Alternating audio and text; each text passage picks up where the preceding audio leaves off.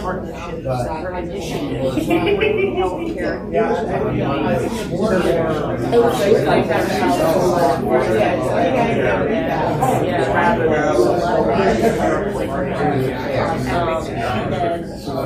One of the guys there, American results there, district is mobile implementing right now we're Which is permanent. for a lot of their property, And then we have open clinics a couple twice a month.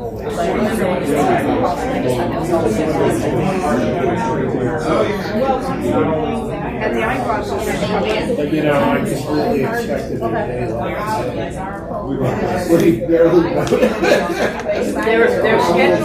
They're scheduling kids in for basic vaccinations, visits, and they're then getting referrals from my wife's first cousin, husband is an astronomer. It used to be once a month, no, twice a month, they expanded the number. To Rochester. Went to somewhere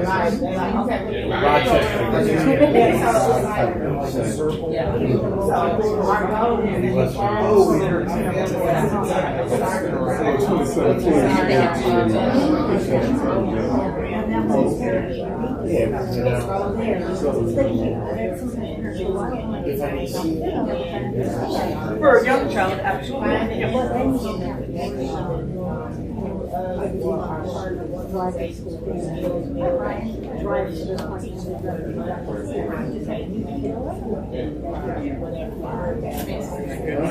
Yeah. Are you running a computer then, or? Yeah, I'm on.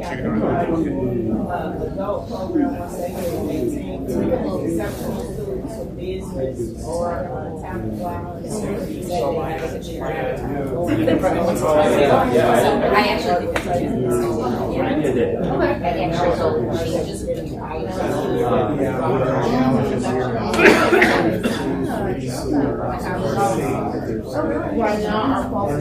I'm not going to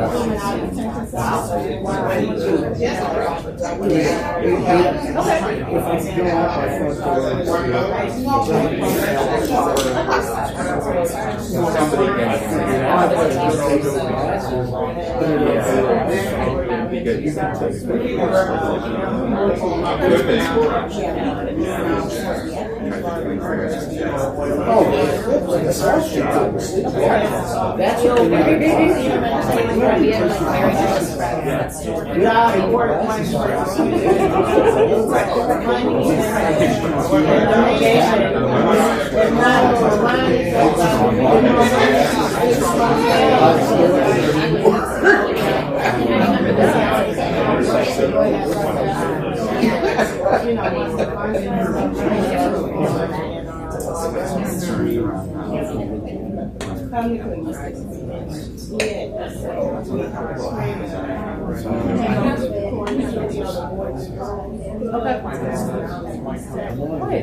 Our goal is to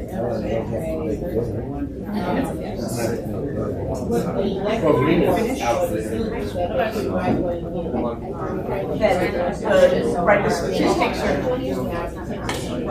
you were out.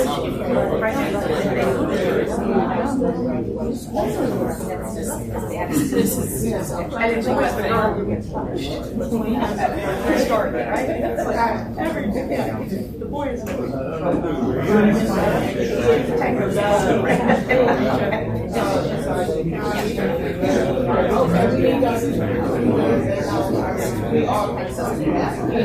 and the heart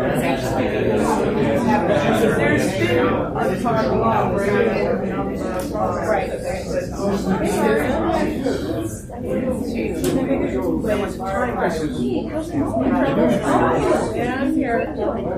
been a time production and all that stuff, so that's going to be so far we've identified 38 careers.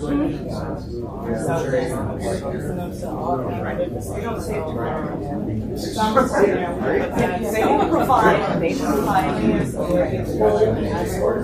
whole person. Exactly. Everything. And a lot of what they do. Right. And Trying to get people to sit here and no one wants to sit here. Well, you guys said, like, let's just say, I don't know. They're a little shy, but yeah, you can. I'll still there for one. I know what I want to do, but yeah. I know.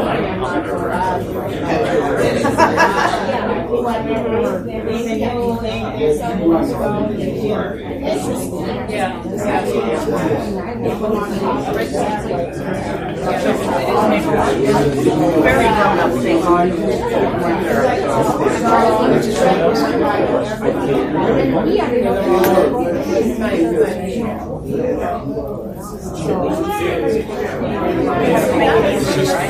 Wherever you here, sit there, wherever you want to be.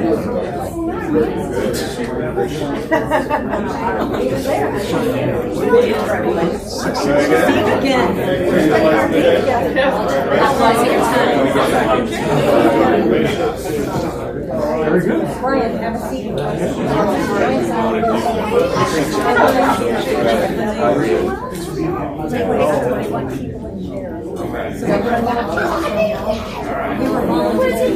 We were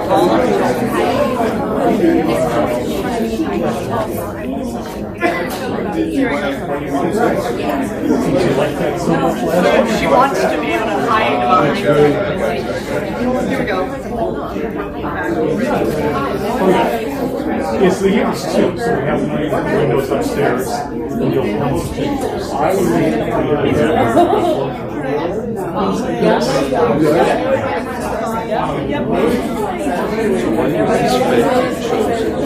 Come on, move it around. You know how the cities around. So it's kind of, we're not parking's a little tighter down there. Maybe next week we'll have an adjust. Yeah, I mentioned that every time. Maybe jot down every. Maybe someday.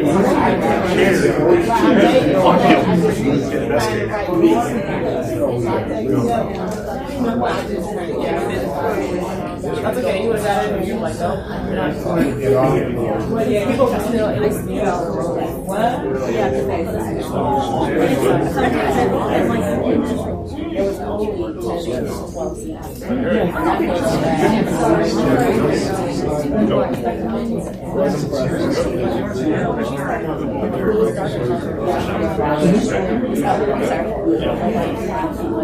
I was amazed with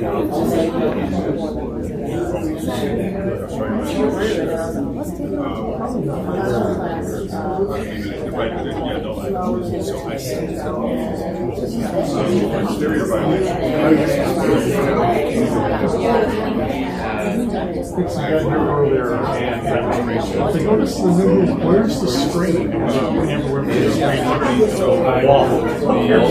screen?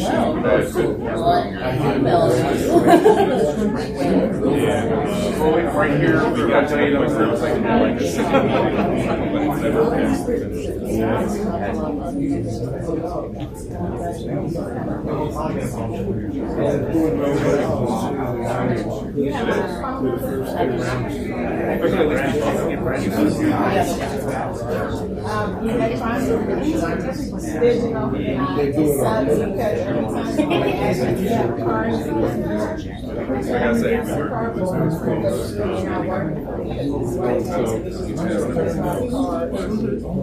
remember that.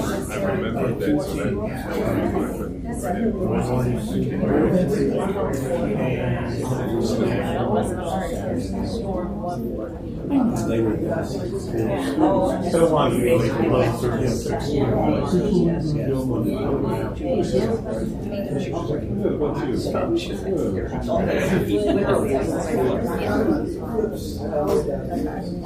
Thank you.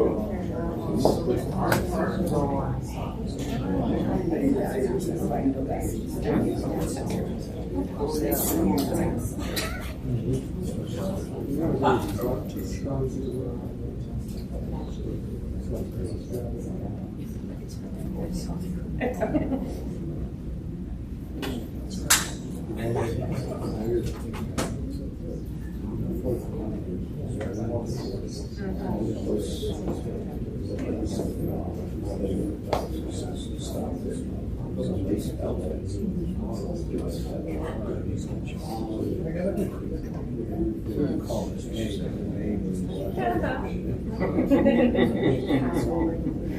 gotta put them in display stuff. Display stuff.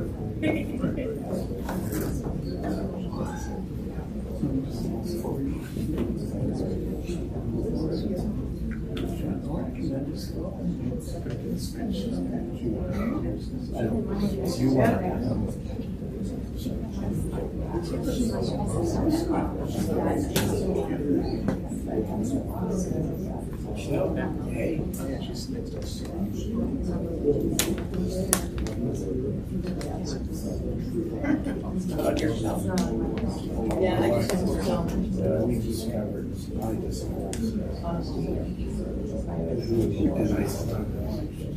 thing and so.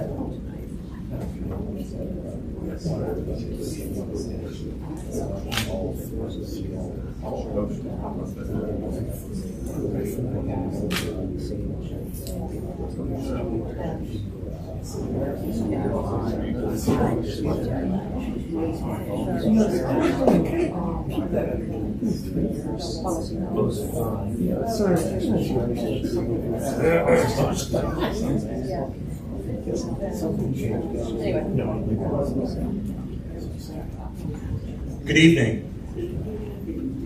Before we begin the state of the city, we're going to try something a little different.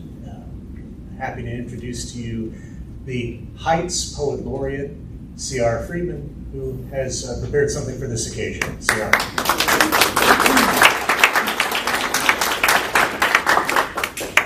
Thank you, Mayor, for that warm introduction and also all that you do for the city. Thank you, City, for allowing me to be your representative as the Heights Poet Laureate. And thank you, Mayor, for inspiring this poem, because I took the title of this poem from a quote from last year's City of the Address. The mayor said, "We, not I. We, not I." Super important in general, in life, but especially to my poem. We, not I. A city is only as strong as a city's hope. A city's hope is only as strong as a city's heart. A city's heart is only as strong as a city's leader. A city's leader is only as strong as the city's people. The city's people are only as strong as the foundation they build. The foundation is formed from a plan. The plan is formed from love. The love is formed from the past for the future. It is a plan that never stops planning, a love that never stops loving, a dream that sees itself come true over and over and over again. University Heights was farmland once. The city is built on growing, on harvest, on bounty. University Heights wanted to be more than Idlewood, and now here we are, anything but idle and more concrete than wood. Here we are holding each other's hands. Here we are holding one another's children at community events. Here we are holding each other up. Here we are holding each other up to a new standard. Here we are holding one another accountable. Here we are strong as a promise made by many here. We are a work in progress here. We are progress working.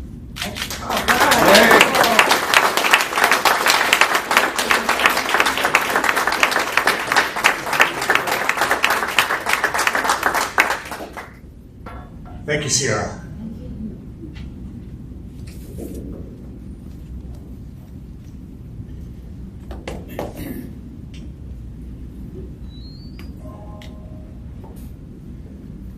Fellow residents, elected officials, honored guests, welcome to the 2024 State of the City Address. For a lifetime, I have fought for justice, for equity, for fairness, in the courtroom, in the boardroom, in the classroom. 7 years ago, I ran on a platform of progress and cooperation, with ambitious goals that together we would reach new heights. Tonight, I look back on the great things we have done together, the goals that remain, and the course we are charting for a better tomorrow. Yes, like the revised Superman motto, truth, justice, and a better tomorrow. First, I'd like to talk about this past week. Since Sunday, I've taken part in two transcendent experiences. I joined 2,500 friends and neighbors at Walter Stinson Community Park to experience the total eclipse of the sun. I knew what a total eclipse would look like from photos and animations, but to actually see one with my own eyes, and while surrounded by loved ones, I understand now why some people chase eclipses. I have never felt closer to God than through nature. Usually I have to go to the woods, or into the mountains, or out onto the water to feel that closeness. This week, I felt that for the first time right here at the Walt, which makes this more than an astronomical experience for me. University Heights will not see another total eclipse until the year 2444, exemplifying how awesome this was. The people at the Walt felt something too, and they shared it with me. They appreciated the event, the protective eyewear delivered to every household in the city. And of course, it didn't happen without our team at City Hall, who took to the streets to make that happen. Now, I said there were two transcendent experiences. On Sunday, I attended a Torah parade, the Haknasas Sefer Torah for the Alexander Shul. I am not equipped to deliver a theological lecture about the event. I can tell you how it made me feel. In the parade, I danced with one of our eldest residents, Wolf Safran, who is 97 years old. With everyone, we danced, we shook hands, we spoke in terms of community, and how grateful we were to celebrate together, how appreciative we are of each other. Walking alongside the canopy under which the Torah was carried, I spoke with Rabbi Shneur Denzinger. We shook hands, we held hands. He thanked me for being there, and I thanked him for inviting me. I told him today is a great day for the Alexanders and for our city. For you see, reconciliation can happen among people who have argued, even sharply. People of good faith and good character and integrity can come together to heal, to be at peace. Finding the path forward to lead under trying circumstances is central to working towards a better tomorrow. There are many keys to a better tomorrow, and I'll start with this proposition. It is the legitimate role of government to do for people that which they cannot do for themselves, or do as well for themselves as could be done better together through the government. There is nowhere where this is more apparent than in local government, where our role is to deliver services that further the health, safety, and welfare of the community. The responsibilities are broad, with police and fire and sanitation as obvious responsibilities. But there is more, and I start with economic development under the leadership of Director Susan Drucker. It was a campaign promise I made in 2017 to start the city's first economic development department. It has paid off for the city, especially with the great news about University Square. As we announced just 3 weeks ago, Target and Macy's, together with the current shopping center ownership, the proposed new ownership, and the city, came to terms for the sale of University Square so that the new owners may proceed with our 2019 plan for redevelopment. The bankruptcy court approved the sale last month, with closing to occur in 90 days. 2 nights ago, Cuyahoga County Council approved the $500,000 in ARPA money the city is contributing towards the parking garage to make this redevelopment deal possible. By securing and committing this $500,000 in ARPA funds, and by agreeing to take title to the garage through a CIC, University Heights accomplishes the following. The aging, blighted garage will be brought into and kept in a state of code compliance. A reserve fund of $1.5 million will be built up over 10 years, including $500,000 from the city and $1 million in aggregate from the developer and from Target. Contractual capital repair contribution obligations from Target and the developer will be created. Increased common area maintenance responsibilities and contributions for common areas on the site, including the garage, will result, which should prevent the degree of decay and lack of care we have all seen in recent years. All of this creates the space to allow the following to finally proceed. The vacant and blighted retail parcel will be redeveloped into apartments and first floor retail space, creating an increase in city population and adding to the city's tax base. Vacant since 2006, the former Tops space will be occupied by a tax-producing family entertainment business. The former Applebee's space will likely be occupied by a restaurant, to be announced, and restrictions Applebee's previously negotiated regarding other restaurants at the site are no longer in effect. The tax and assessment delinquencies on the core retail and out parcel will be eliminated. The possibility of future development of the out parcel will exist. An open area will be created in between the center's buildings to provide for more walkable space.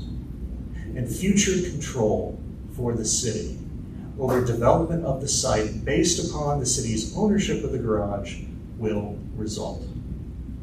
Look, perseverance and teamwork got this deal done. It doesn't happen without that. As the old sayings go, politics is the art of the possible. Politics is about relationships. None of this happens without the relationships we've cultivated together.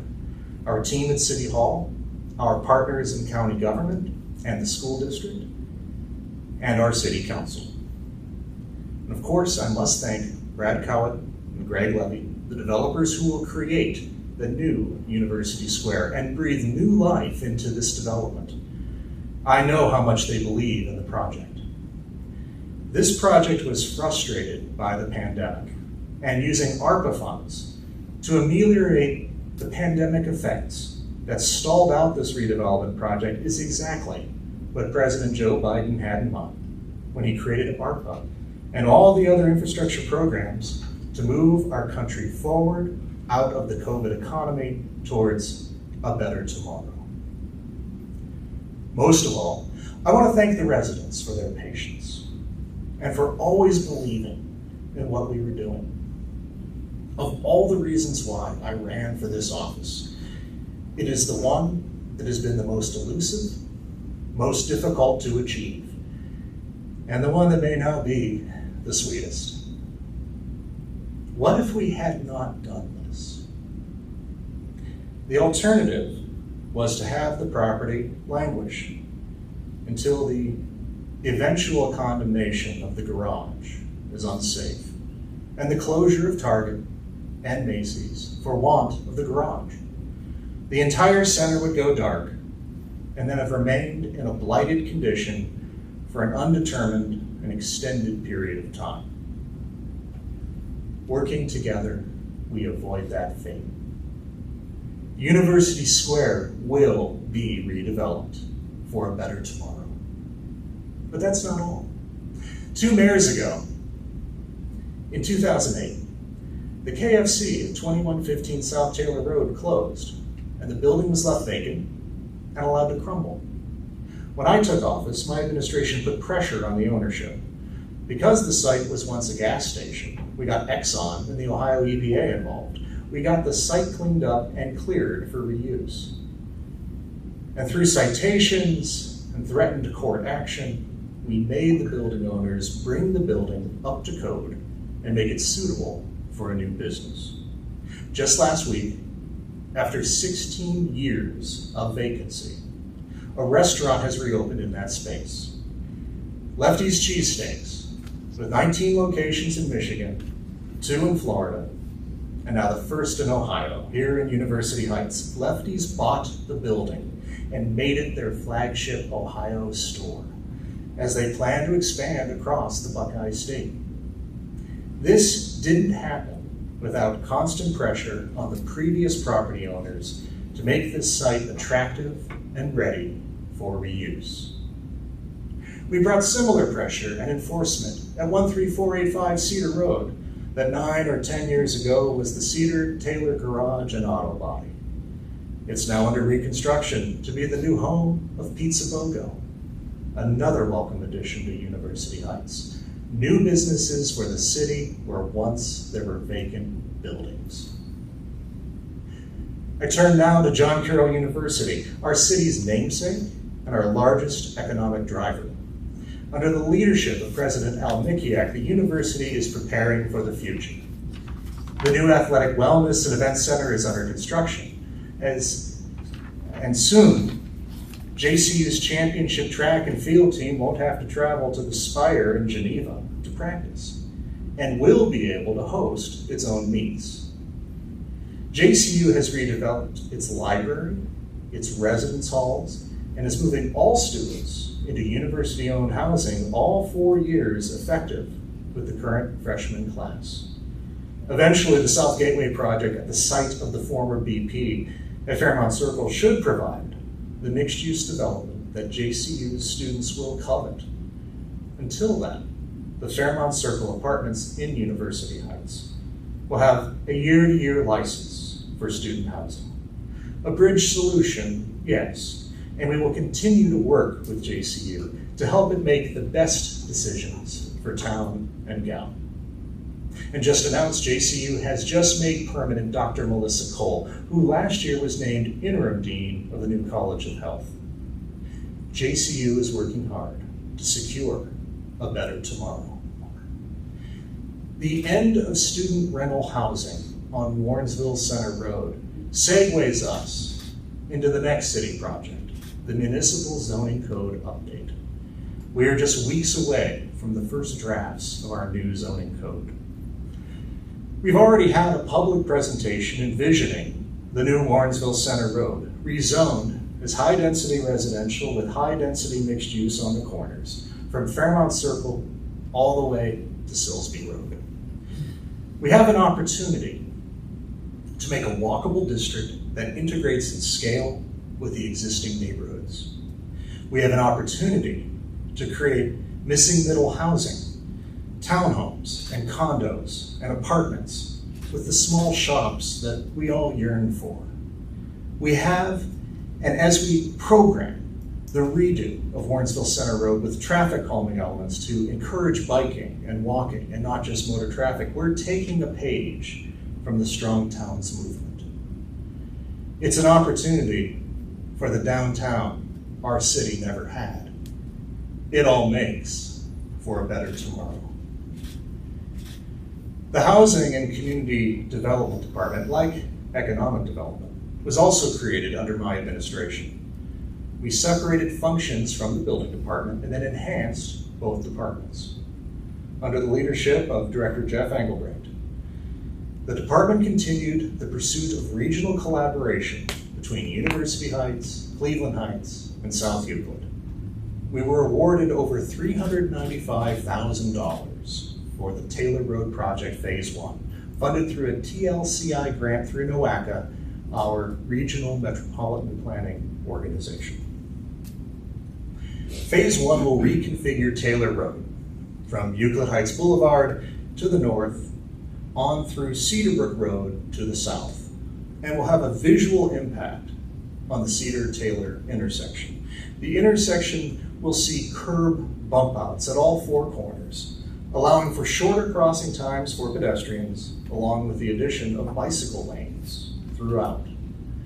The project continues the city's leadership in sustainability efforts within the region and our collaboration with Cleveland Heights and South Euclid, with the Heights Regional Neighborhood Gateway Phase 1 already underway, which has had 2 meetings already to develop the Heights Regional Active Transportation Plan, formerly known as Bike Boulevards, to create the wayfinding for bicyclists to better travel around our cities. Coming up, we will be programming the NOACA supported plan for the Washington Boulevard Multi-Purpose Trail to connect Walter Stinson Community Park with Kane Park in Cleveland Heights. All these community development and infrastructure improvements are preparing our city for a better tomorrow. The department is also the home of the city's growing Juneteenth celebration. The city's second annual Juneteenth celebration was the largest event ever held at Walter Stinson Community Park, hosting over 4,000 people from within University Heights and throughout the region. It was a wildly successful, family-friendly event for all freedom-loving residents. And we're looking to top it this year. Dollar Bank is already committed as the exclusive sponsor at the presenting sponsor level and has contributed $10,000 towards this year's celebration. Among residents surveyed, Juneteenth and Fall Fest, the 2 community festivals started under my administration, rank higher with residents surveyed than even our much beloved Memorial Day Parade. Now for the housing programs. The Exterior Maintenance Program grant is available to homeowners seeking assistance in addressing exterior violations at their home. The Heritage Home Program by Cleveland Restoration Society provides no-cost technical assistance to homeowners whose homes are over 50 years old, as well as low-interest loan products for projects. If there are any questions in regards to these programs or the point-of-sale, rental, or exterior maintenance inspection programs, please do not hesitate to call or walk in and speak with Director Engelbrecht or any member of his team. You see, we have stepped up code enforcement, not just in commercial properties, including commercial apartment buildings, but also 1 and 2 family residential properties. This is not always popular. We all love living on well-kept streets with well-kept homes. None of us likes getting a violation notice. In 2023, 78 of the 100 new housing cases brought in Shaker Heights Municipal Court were brought by University Heights. 58 of those cases were resolved because in the end, we want to work with our property owners. This is personal to me. As a kid growing up on the south side of Youngstown, I watched neighborhoods fall down around me through poverty, neglect of property owners, and inaction of government. I refuse to let that happen here. As we redo our zoning code, we must address missing middle housing as well as single level living so residents may better age in place. We must take on locally the public policy challenge facing this country that housing in the United States has gotten too expensive. It is less pronounced in Ohio than it is on the coasts, but we are seeing it here now. We are seeing it in large corporate landlords buying up single-family homes and outbidding people who would have bought those homes to live in themselves. We are seeing it in skyrocketing housing prices. We all want our houses to appreciate as investments, yes, but we're reaching a point in University Heights where housing prices are growing out of reach.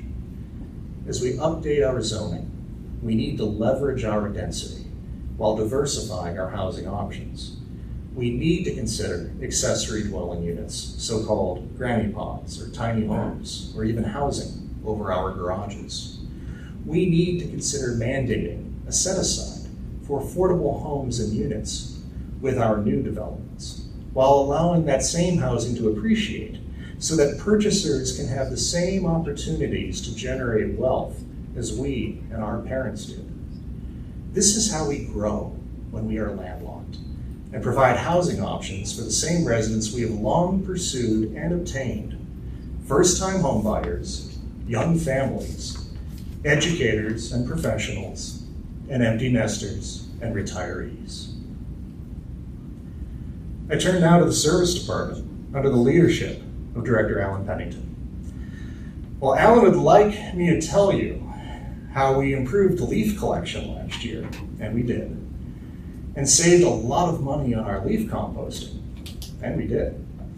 The real news is the modernization underway of our city recycling program. About 3 weeks ago, I signed the ordinance that will modernize our recycling program as I've advocated for since 2020. The vote was 7-0. Thank you, City Council. This year, we will end the use of blue plastic bags for recyclables. We will issue a wheeled cart to every household that requests one. We are obtaining an automated truck for curbside recycling collection. We will assist qualifying residents who seek assistance getting their cart to the curb. We will develop an education program for the new way to recycle in University Heights. We will increase our recycling volume and reduce our use of landfills. When Cleveland Heights implemented curbside recycling in 2022, it increased its recycling by 70%. This is an opt-in program. Residents will not get a cart automatically. You must request one. There is no charge for this cart. You may request your cart on the city website. Anyone completing their request before May 31st will be among the first to get carts. From our studies, we know that while 3/4 of our residents agree that recycling is important, only 1/3 of our residents actually participate in the present outdated program. This new program is one that our residents can rely on to actually recycle our recyclables, increase the number of eligible items, and control costs associated with landfilling. Maybe the best news is once you have your cart, you will never have to buy or use a blue plastic bag again. The eco-violent practice of picking up recyclables using a single-use plastic bag that gets thrown away will soon be over in University Heights. It's a victory for the planet, for sustainability, for common sense, and for the residents of University Heights. And I'll add, it was a victory on working together. As of this morning, at 10:30 a.m., we had a total of 828 households opt in to the recycling program. 671 requested the recommended 95-gallon cart, or 81%. 157 requested a compact 48-gallon cart, or 19%. The larger cart is recommended because cardboard will fit better. Also, if you have a big party at your house, or you have a lot of deliveries at the holidays, the larger cart will accommodate your biggest recycling loads, while smaller carts might not. Nearly 20% of our households have already signed up for a cart. And they did that based upon news reports, the city e-news, and word of mouth. We anticipate a lot more as our communications plan shifts into high gear. Once the postcards and flyers go out, once the cart story runs in the Mosaic magazine, and as people see the sample carts at city events. In the long view, we should work towards curbside pickup of organics. What we're doing with Rust Belt Riders and drop-off composting is the beginning of what is possible. In this country, there is a transformative big lift possible where we stop wasting organics and nutrients in landfills, compost it all, and use it to keep the soil rich to grow more nutritious food. I turn now to our safety forces, fire and police under the leadership of Chief Robert Perko III and Chief Dustin Rogers, respectively. In 2023, the fire department hired 2 new members following 2 retirements, obtained a $90,000 grant funding for technical rescue training, and obtained $200,000 in grant funding for firefighter wellness programming. When I took over as mayor, our fire department was deprived of training as a misguided austerity measure. Last year, the department conducted a total of 10,000 hours in training, consisting of hands-on, regional, and virtual in firefighting, EMS, fire safety, development, and incident management. Meanwhile, in the police department, we have implemented a lateral entry hiring process to help staff up. Hiring enough police officers is a problem everywhere. UHPD was carrying over from year to year multiple vacancies in the Uniform Bureau, and we are now nearly fully staffed. Like fire, police has implemented wellness programming as the mental and physical health of our safety forces is absolutely imperative. And we obtained a body-worn camera award to replace worn out and outdated body cameras. For your protection, all of our police officers wear body cameras on the job in University Heights. I mentioned both departments together tonight because we have a major new initiative together. University Heights is poised to join the Heights-Hillcrest cities of Shaker Heights, Cleveland Heights, South Euclid, and Richmond Heights in the expanded pilot for mental health response. With grant funding and County Executive Ronane's support, we will soon be able to dispatch a mental health worker in select situations. This is a major advancement in public safety and public health for our city. We've already budgeted for this program in 2024, and the law departments of the several cities are working on the documents to bring to our respective city councils to formalize this arrangement.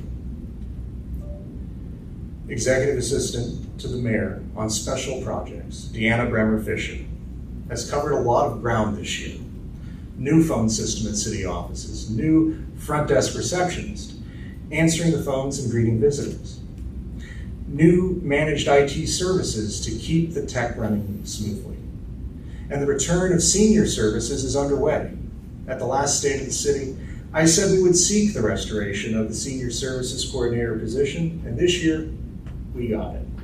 The position will be posted this month, and once filled, we will resume senior programming for the first time since the pandemic. As we restore senior services, we will convene our city's first committee on aging. On special projects, Deanna leads our sustainability initiatives, and with that, the Citizens Advisory Committee on Sustainability. In working with Power a Clean Future Ohio to analyze our carbon footprint, we observed together that the biggest change we can make is in the aggregate, as homeowners, when we make improvements to our homes that reduce our carbon footprint as a household.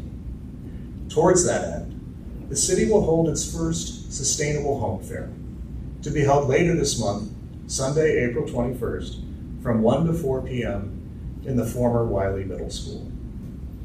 It is also through this committee that we are exploring reforms and improvements to our tree program. This, even as University Heights has just received Tree City USA recognition for the 46th consecutive year, as well as discouraging the use of gasoline-powered yard equipment, a source of both air and noise pollution. The committee is helping advise on our Arbor Day celebration on April 26th at JZoo, and our Bike with a Mayor event on June 9th, which will include a tour of some of our residential solar installations. Finally, it is through our Sustainability Committee that we will originate the city's first climate action plan. Like a master plan or strategic plan, except focused on climate, sustainability, and resiliency, setting forth priorities that should carry forth through and beyond my administration. This important work is being done working with the Citizens Advisory Committee because this is where we found residents who are reliable partners and collaborators to help us do the work towards a sustainable future for the city and community. And in doing so, we're building the next generation of leaders for this city, the people who will lead in a better tomorrow. Working with Deanna to hype these special projects is our Communications and Civic Engagement Director, Mike Cook.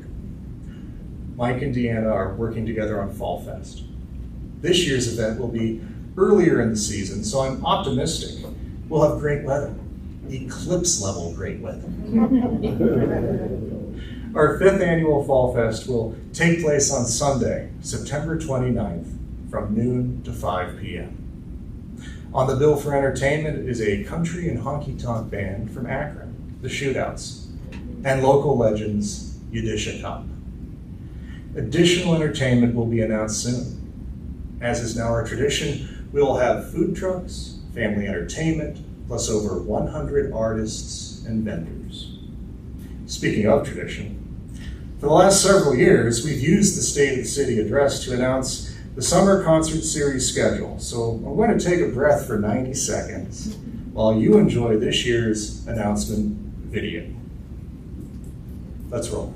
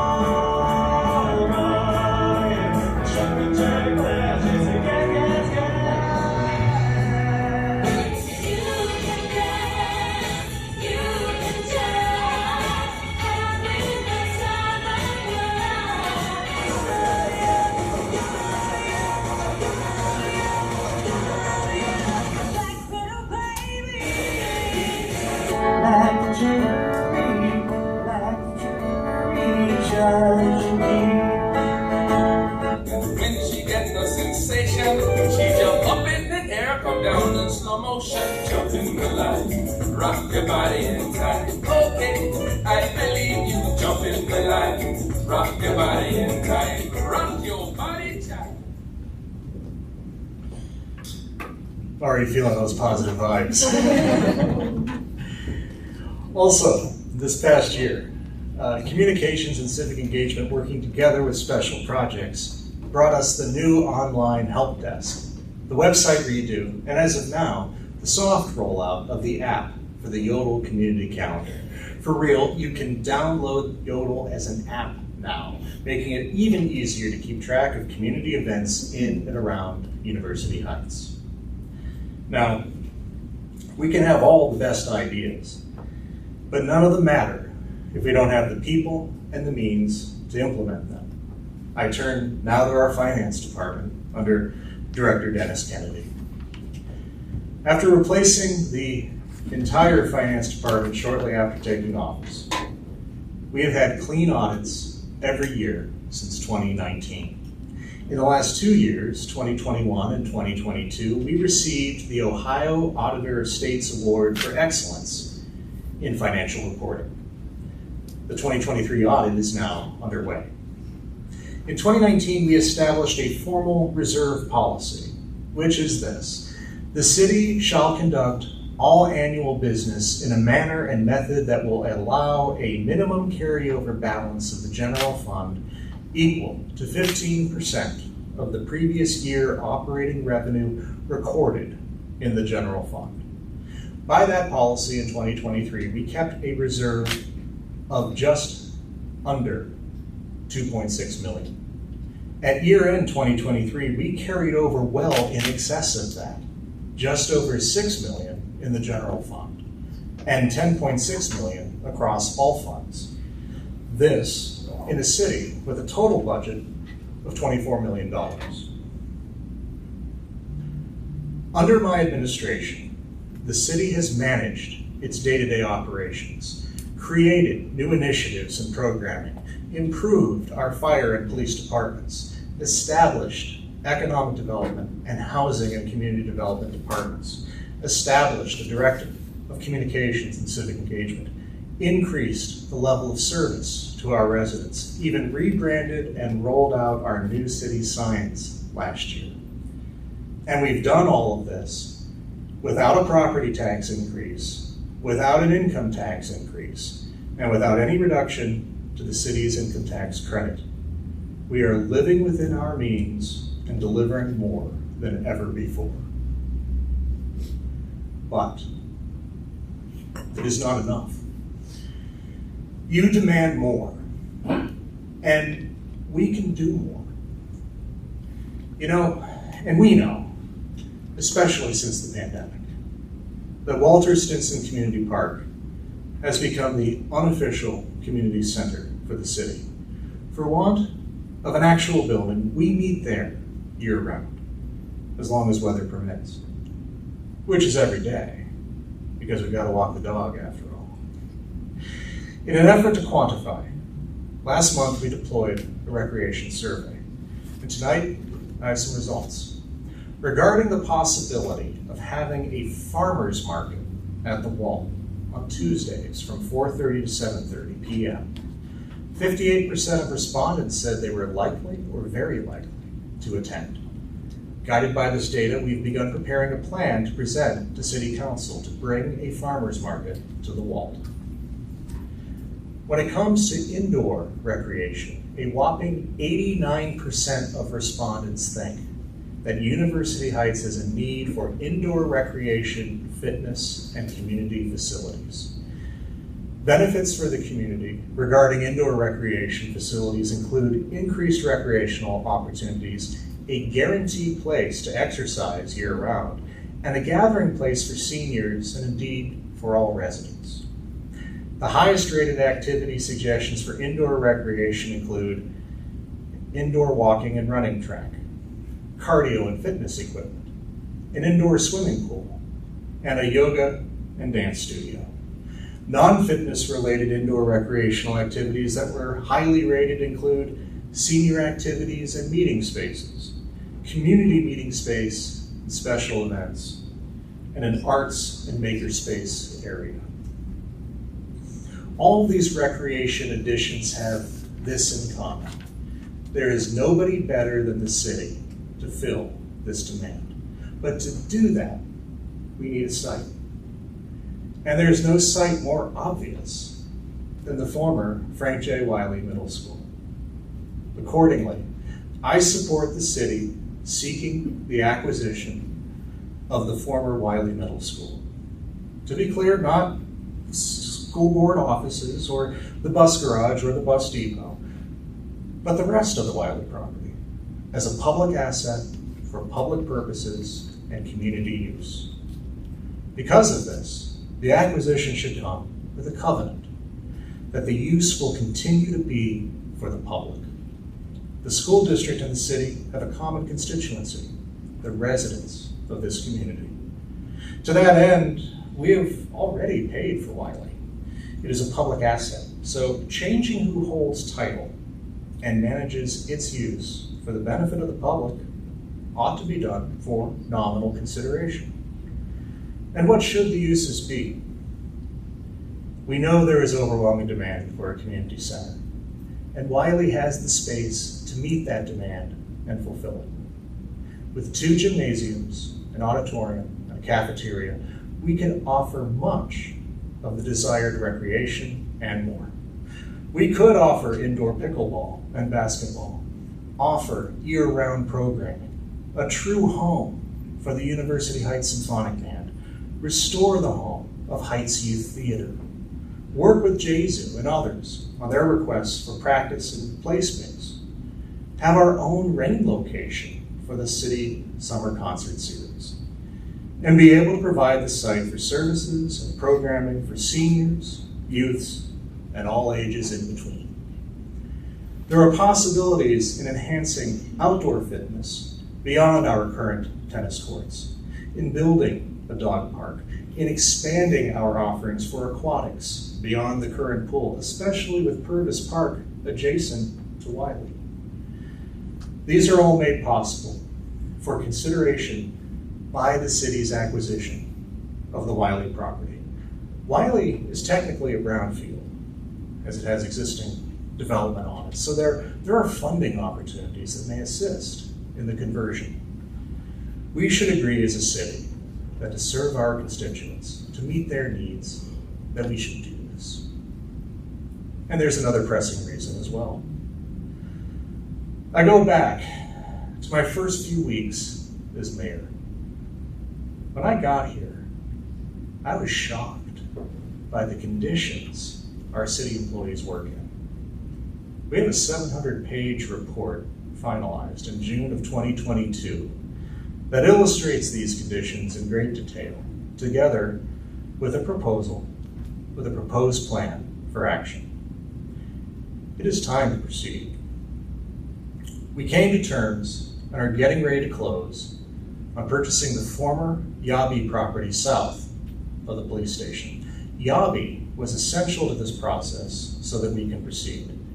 And just as importantly, so is Wiley.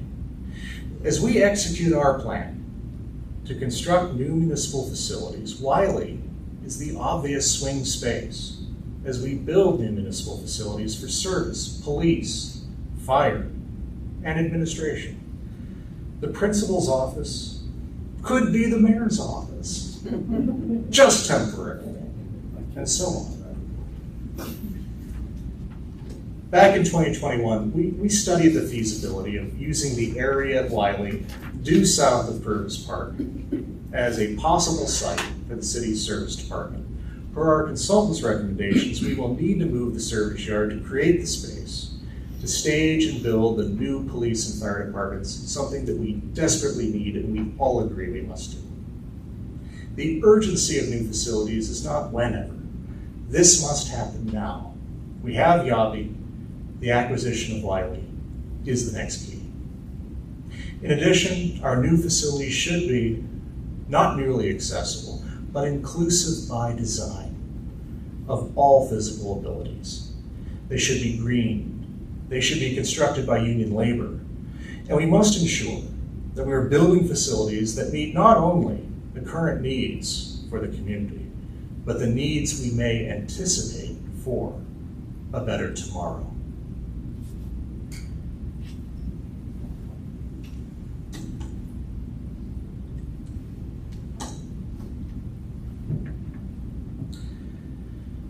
Being your mayor has been a dream, yet it was not my lifelong dream. I've long felt the desire to serve the public. I volunteered and served on nonprofit boards for years, leading up to and throughout my time as mayor. And my public service would come to take this form, that of your mayor. At my first State of the City address, I observed that when you are mayor, you have no idea how long you get to do that. I would never want to look back at this time and think I did not do everything I could to improve our city. At the time that I said that, I had hanging in my office another quote from Don Draper, the admin from Mad Men, who said that he was living like there's no tomorrow because there isn't one. And for the first 2 years I was in office, up to the pandemic, I lived by that. The city was here before I got here and will be here after I'm gone. So I was working in the immediate, in the here and now. I was living in the present tense. Earlier this year, I had the occasion to meet Michael Steele, former Lieutenant Governor of Maryland. He told me that no one is guaranteed the future. One is only guaranteed right now. I am not today thinking about where I will be in 2 years or 6 years, but I am thinking about where the city will be then and beyond. And I'm thinking about the work we will complete to do that. University Square redeveloped, zoning code updated, modern recycling implemented, Wiley Middle School acquired, recreation expanded year-round, new bicycling infrastructure, new service yard, new police station, new firehouse, new city hall. Altogether, these things will make for a better tomorrow. To that end, I close. It is a view that I borrow from the Talmud, that creation, in all of its perfection, is incomplete. That our role in our limited time is to help finish it. Alas, the work is never done. But the things I came here to do, I've done.